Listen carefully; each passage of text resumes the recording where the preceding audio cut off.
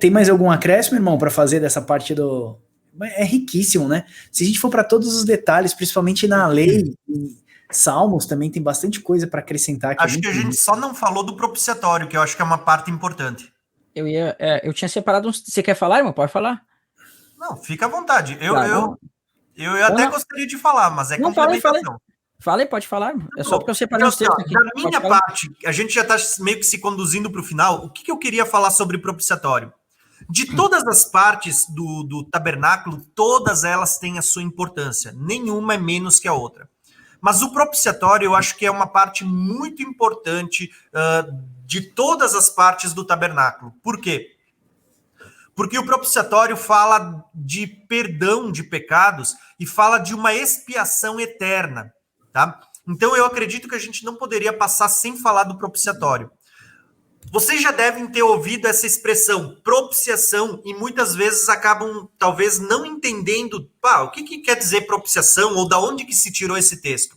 Eu vou citar aqui um texto para vocês, talvez bem conhecido, lá da carta de João.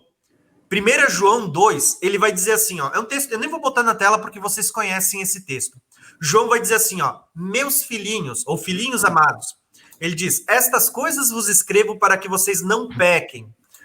Se alguém pecar, ele vai dizer, temos um advogado para com o Pai, que é Jesus o Cristo, o justo. Ele é a propiciação, olha a palavrinha aqui, propiciação pelos nossos pecados. E não só pelos nossos pecados, mas pelo do mundo todo.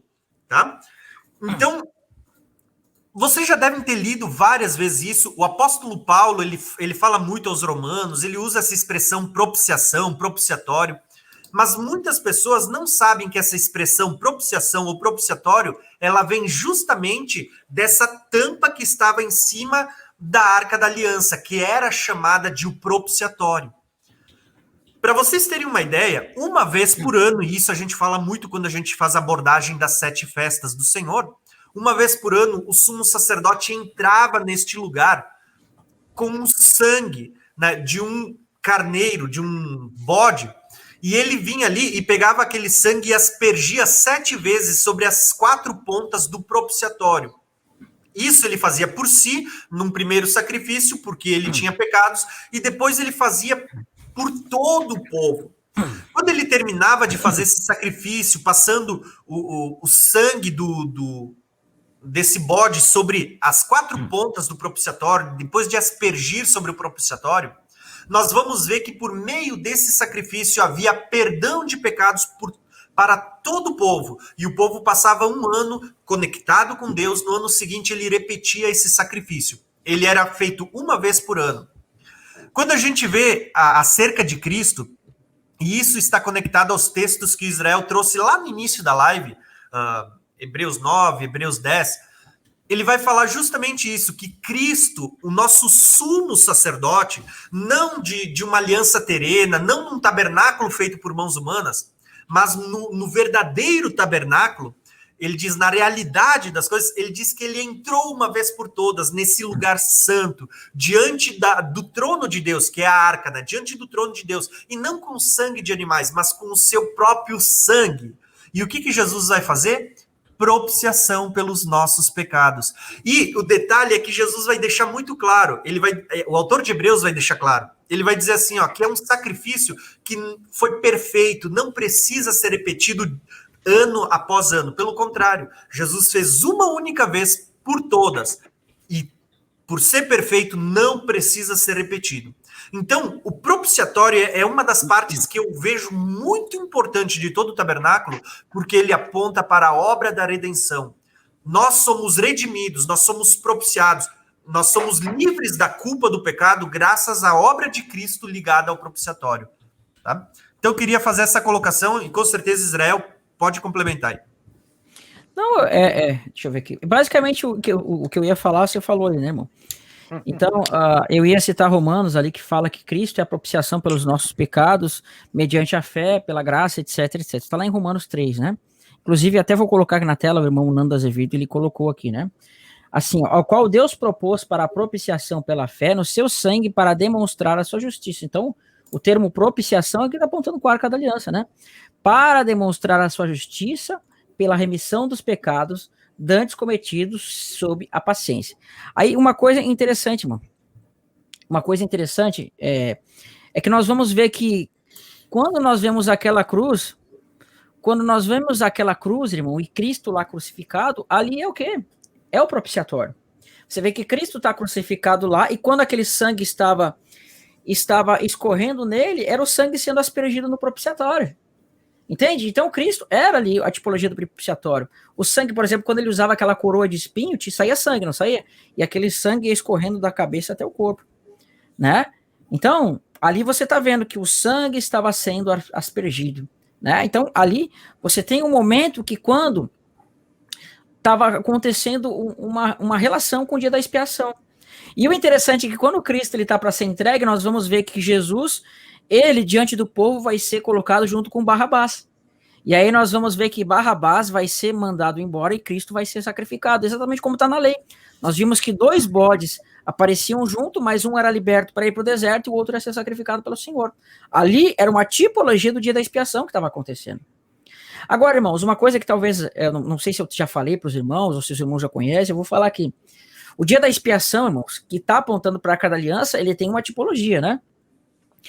E a tipologia, nós vemos o sumo sacerdote entrando no Santos dos Santos, mas tem um momento que ele vai sair. Então, é a entrada de Cristo nos céus e a vinda dele.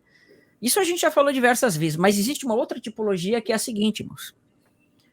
Todo o sangue que foi cobrado, todo o sangue que foi derramado, ele vai ser cobrado um dia, tá? Todo o sangue que foi cobrado, ele vai ser derramado um dia. E esse sangue que foi derramado, ele vai ser cobrado de que forma? Olha que interessante. Quando nós íamos na lei, nós percebemos que o sumo sacerdote, ele tinha que aspergir 7 vezes o sangue, aonde? Ele tinha que aspergir 7 vezes o sangue na arca da aliança. E quando ele fazia isso, nenhum homem poderia entrar com o sumo sacerdote no Santo dos Santos, enquanto ele não fizesse as 7 aspersões, né, que aconteciam lá. Então tem que olhar isso em Levítico 16, mas olha o que vai aparecer em Apocalipse 16, tá? Quero mostrar para os irmãos. Irmão, Tiago T, você quer ler para nós aí? Ou deixa que eu... Você tem como ler aí? Eu não abri a Bíblia aqui. Deixa eu ver aqui. Posso ler também, pode falar. Lê para nós aí então, irmãos. Apocalipse, olha onde vai ser cobrado as 7 aspersões do Senhor. Apocalipse 15, do 5 ao 8. Apocalipse 15, do 5 ao 8. 15, do 5 ao 8. Depois destas coisas, olhei e abriu-se no céu o santuário do tabernáculo do testemunho. Olha. E os 7 anjos, que tinham 7 flagelos, saíram do santuário vestidos de linho puro e resplandecente, e cingidos ao peito com cintas de ouro. Então um dos 4 seres viventes deu aos 7 anjos 7 taças de ouro, cheia da cólera de Deus que vive pelos séculos dos séculos. O santuário se encheu de fumaça, procedente da glória de Deus e do seu poder. E ninguém podia penetrar no santuário enquanto não se cumprissem os 7 flagelos dos 7 anjos. Bem, então, olha que interessante. Você vê que na lei, o sumo sacerdote tinha que pegar uma bacia e aspergir com essa bacia 7 vezes o sangue. Mas lá em Apocalipse, nós vamos ver que esses anjos, vestidos como sacerdotes, eles têm taças, e essas taças eles estão derramando o vinho da ira do Senhor. E vinho é uma tipificação do sangue. Então, Cristo é como se ele tivesse feito 7 propiciações por nós, lá no dia da expiação. Agora o Senhor está cobrando este sangue que foi derramado de Cristo, ele está cobrando das pessoas. Então, aquilo que caiu sobre Cristo, né, aquela condenação, vamos dizer assim, aquela derramar do sangue de Cristo está sendo cobrado do mundo agora através de 7 taças, que são as 7 propiciações, as 7 aspersões de sangue que aconteciam lá na lei. Né? Isso é tremendo, irmãos. Legal. Eu não conhecia essa, não. Não.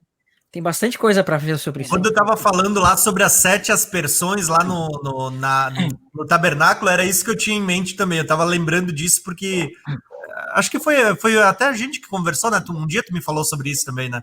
E eu acho isso fantástico, porque tudo na arca... Lembra que eu sempre tenho falado no meu canal e eu tenho repetido isso. O pano de fundo por trás do livro de Apocalipse é o tabernáculo. Então, tudo que tinha no tabernáculo, a gente, de certa forma, vai ver ali no livro de Apocalipse acontecendo numa realidade. Então, isso é tremendo.